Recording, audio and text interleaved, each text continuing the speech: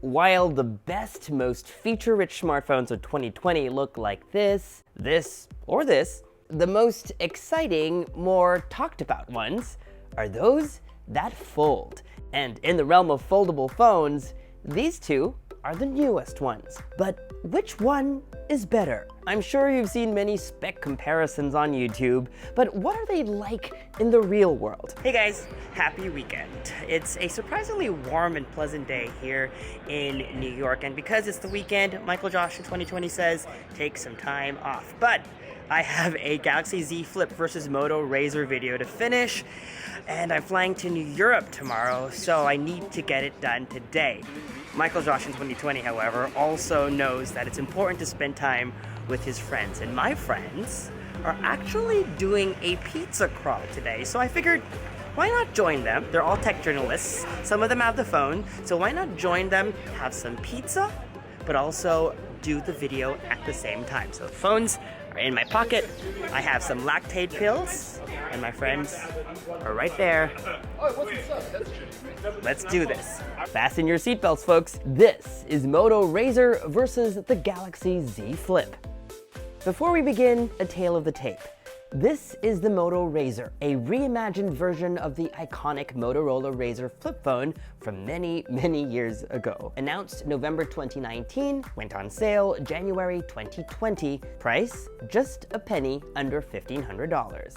This is the Galaxy Z Flip, Samsung's second foldable phone, but the first one to fold vertically. Announced February 2020, went on sale February 2020, and price $1,380. Our crawl begins at Scar's Pizza near Little Italy. I arrived late, so everybody else was already eating when I got there. Thankfully, someone else was late. This is Nirav Gondia, editorial director for Mobile Nations. Nirav is the first person in the world to own the Moto Razr. He pre-ordered it, and Motorola accidentally shipped it to him 9 days early. So you could say of everyone in the world, he's also used it the longest. And here's what he thinks. So much promise. This had lots of nostalgia. I owned the original Razr, loved it. This thing is not very good. Nirav is not alone, and that's a recurring theme in this video. So, spoiler alert, the Galaxy Z Flip unanimously comes out on top at the end of this video. But keep watching. One thing that Motorola has going for it, though, is its much larger external display. Apart from showing the time, you can view notifications and preview messages. Just tap and hold the icon to see the entire notification. Of course, one of the most practical uses is being able to take selfies with the main camera. So I tested it out with my friend Brenda. On the Razr, all you have to do is flick the phone with your wrist to launch the camera, and then use the volume down button to trigger the shutter. With its big external screen, it's easy to take selfies. The Galaxy Z Flip also has an external display, but it's tiny. Basically, it's there for telling the time and seeing if you've got any notifications, although full text messages will scroll if you tap them. But yes, you can use it for selfies too. Although, how do I say this? It takes commitment. So which one do you like better? I'm gonna go with the Flip because I think we look a lot warmer and cuter. It looks ready to be uploaded, I'd say. Like, I wouldn't do any processing editing, on that, yeah. While on the topic of design, we should also talk about good looks. Motorola intentionally designed the Moto Razr to look like the original. Its shape, this chin, and even the curves on its top are inspired by the original. Right now, it only comes in black, but a gold model is coming soon. The Galaxy Z Flip, on the other hand, comes in black, purple, and in some markets, gold. Its shape more or less resembles a Galaxy S20, so much so that when it's open, it looks just like one. Same rounded corners and an aluminum frame, albeit much narrower. I love this iridescent mirror finish, and overall, I think the Z Flip is the much prettier choice of the two. Samsung has a long-standing reputation of excellence in smartphone cameras, and the Flip carries on that legacy. It's got two 12-megapixel cameras, a wide angle, and an ultra-wide angle. The Moto Razr only has one camera, a 16-megapixel wide-angle camera. That extra ultra-wide-angle lens on the Flip comes in handy in various situations. But even without it, the Z Flip takes better photos versus the Razr. And you can see for yourself in these side-by-side photos I took during our pizza crawl.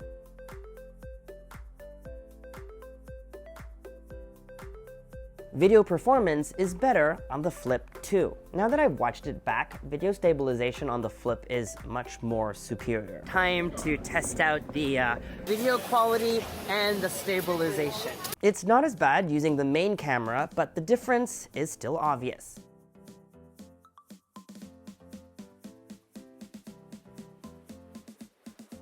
So the line's very long, and I'm here with my bodyguards. All of them have held both the Flip and the Razr, and I want to talk about durability. Can a phone with a foldable display survive the wear and tear of everyday use? That is the question. And the biggest difference between the Z Flip and the Razr is the material used in their displays. On the Razr, like every other foldable phone we've seen thus far, it's plastic. The Flip is made of ultra-thin glass, although Zach of Jerry Rig Everything disagrees. It probably has glass fibers in there, and that's enough to say it's glass, or it's glass up to a certain point. But it feels slippery like glass. It just, the durability is not there. Am I the only one not super concerned about this? Like, yeah, this is ultra thin glass. This is a material science masterpiece, at least as far as I've been able to tell. The fact that it feels like a phone is kind of everything. I could kind of give a shit, because if you drop it like this, you're probably going to break most smartphone screens. I agree with both Matt and Chris. Whatever the case, the display on the Flip definitely feels much sturdier. But which display is more durable?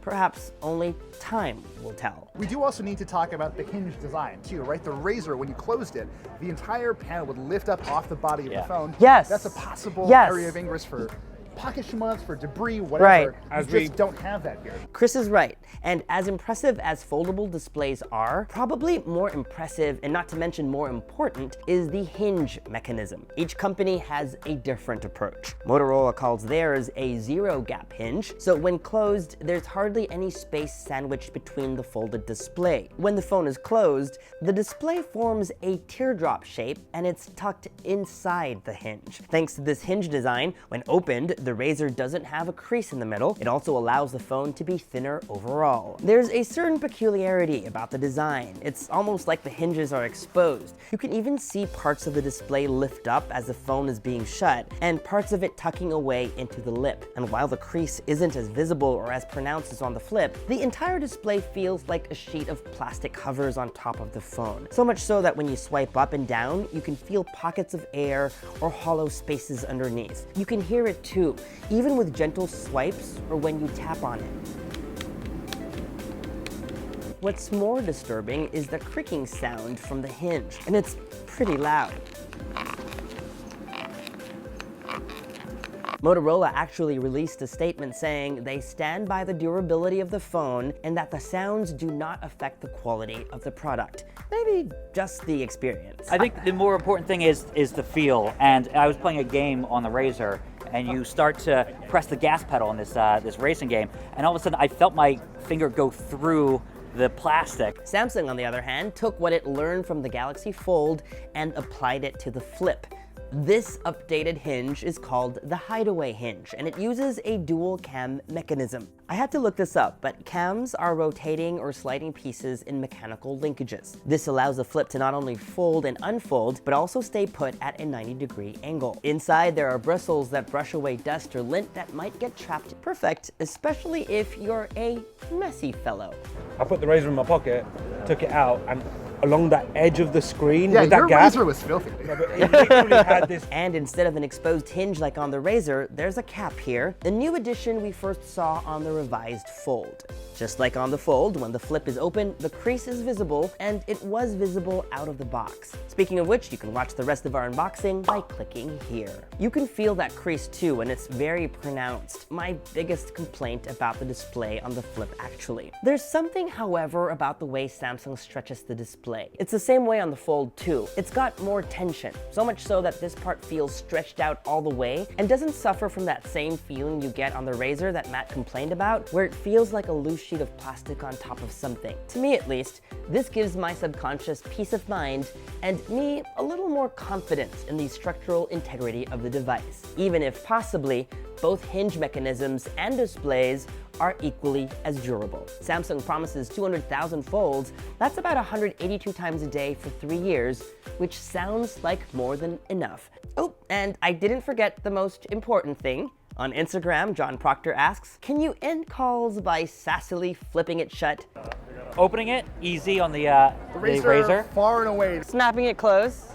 It's an effort either way. You need two It's hands. a two-hand thing. I look forward to hanging up on somebody in a video call and then just like swallow up their face like, haha. Now, I'm only putting this part in because I know many of you will still ask, but I'm of the belief that if you're in the market for a high-end phone, foldables are not for you. Neither of these two phones have specs that will rival the best 2020 has on offer. That said, the Galaxy Z Flip is still very powerful, with last year's top-of-the-line processor from Qualcomm. And if you don't know what that means, it's basically the most powerful processor from last year on steroids, chosen to run high-end gaming phones like the Asus ROG Phone 2. The Razr, on the other hand, only runs a mid-range processor from Qualcomm. It also has less RAM and less storage and a smaller battery. Okay, so we're at our last stop. Let's do a battery check. After 7 hours of using my Z Flip, my battery drained 70%. Chris's phone did a bit better, draining about 40% in 5 hours. Meanwhile, my Moto Razr went from 50 to 25% during the 3-hour pizza crawl, which is disappointing to say the least. No one expected greatness from this, but I think Right. we all expected just a little better. Of course, as we always say, price is as important as a factor as specs and features. And this category is where we see Samsung deliver Motorola the final blow. Because it was announced later, it was wisely priced at $1,380. That's $120 less than the Razr. And as you heard earlier, it also offers more on paper, giving the Flip the edge on this tiebreaker. Not that we really needed one. Okay, I'm home from the crawl and I'm really full, so it's time to wrap up. At the end of the day, the Galaxy Z Flip is the winner of this head-to-head challenge.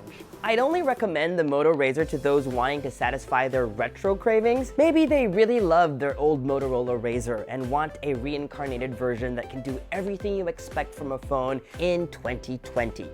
Should you be spending this money on a foldable phone? Well, if you're looking for bang for buck, foldable phone is not for you. But if you're looking for the novelty or the cool factor that only a foldable phone can give, then the Galaxy Z Flip is your gadget match.